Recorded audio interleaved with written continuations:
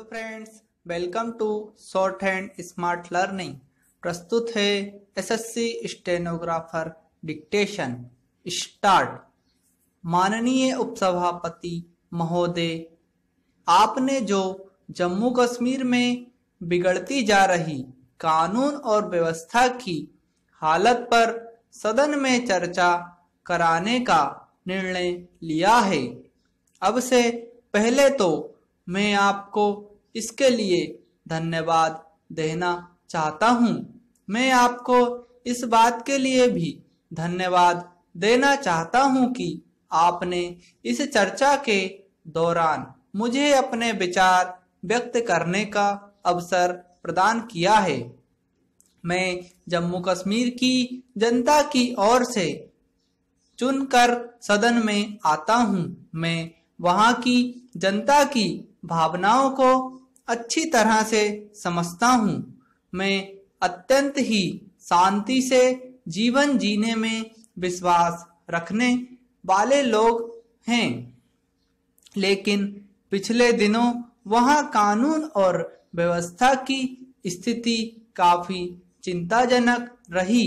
वहाँ की शांति भंग हुई, लोग सड़क पर उतरे, यहाँ तक कि वे अपनी कुछ मांगों को लेकर हिंसक हो गए।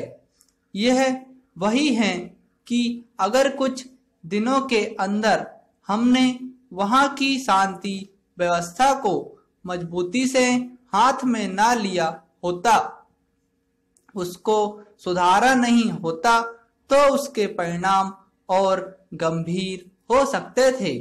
मैं पिछले दिनों अपने निर्वाचन क्षेत्र में जनता के बीच जाकर उनकी समस्याओं के बारे में सुन रहा था।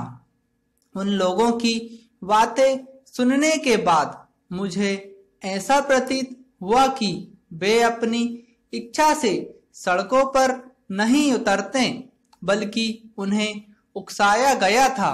वहां के लोगों को कुछ असामाजिक तत्वों ने स्थानीय नेताओं के साथ मिलकर एक सोची समझी चाल के तहत बहला फुसलाकर सड़क पर उतारा था, जिससे कि वे अपनी राजनीति को चमका सके। यदि इस प्रकार हमारे देश के नेता समाज के दुश्मनों से हाथ मिलाकर अपना हित साधने के लिए शांति प्रिय जनता को भड़काने का प्रयास करेंगे, तो पता नहीं हमारे समाज का क्या होगा, हमारे युवाओं का क्या होगा, उनके भविष्य का क्या होगा।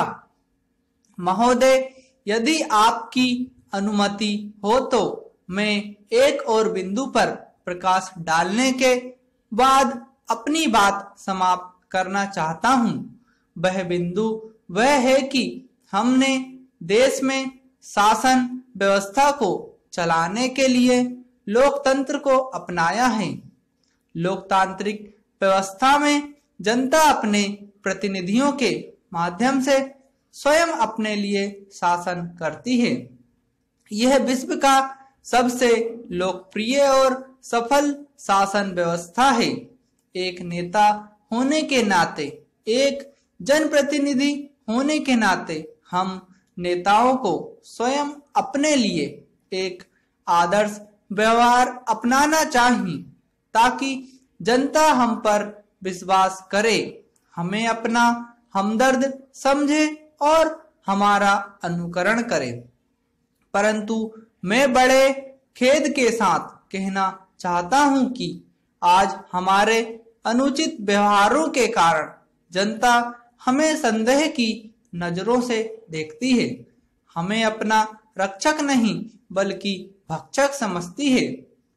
देश की एकता को बनाए रखने के लिए नेताओं के प्रति जनता के विश्वास को बनाए रखने के लिए और संविधान की मर्यादा को बनाए रखने के लिए हमें अपने व्यवहार में बदलाव लाना होगा।